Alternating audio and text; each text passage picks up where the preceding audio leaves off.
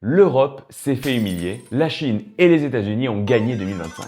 Cette année fut marquée par un bouleversement majeur de l'ordre économique mondial. Trump a rebattu les cartes du commerce mondial en imposant des droits de douane. Finalement, les droits de douane sont bien plus faibles que ce qui était annoncé, autour de 15% sur le papier, et en réalité bien en deçà en raison des exemptions, très loin des 100% brandis au départ. Voici les 4 grandes conséquences. La première, c'est que le déficit commercial américain de septembre 2025 est à son plus bas niveau depuis 5 ans, 53 milliards de dollars, et bien inférieur aux attentes qui estimaient 63 milliards. Deuxième conséquence inattendue, la Chine affiche un surplus commercial record de plus de 1000 milliards de dollars. Pour deux raisons. En anticipation de la hausse des droits de douane, des entreprises américaines ont stocké massivement des produits chinois. Et deux, la Chine a déversé ses surplus de stock invendus aux États-Unis sur le reste du monde, notamment en Europe. Troisième conséquence attendue, l'Union européenne est une passoire. La Chine nous inonde de produits, alors que nos exportations sont de plus en plus contraintes du fait des droits de douane aux États-Unis et du fait de l'ultra-protectionnisme de la Chine. En réalité, le libre-échange n'existe plus vraiment dans le monde et la seule zone économique qui le pratique à sens unique et en sa défaveur, c'est l'Union européenne, mais toujours avec le sourire. Et la hausse de l'euro ne va pas arranger la situation. Et quatrième conséquence, le dollar s'est affaibli de 12% cette année sous la pression de Trump et aussi car les marchés anticipent des baisses de taux alors que la BCE souhaite stabiliser ses taux, voire les rehausser. Ce qui plombe encore plus les exportations européennes déjà sous pression. Vous l'avez compris, les États-Unis sont gagnants, les Chinois sont gagnants et les Européens sont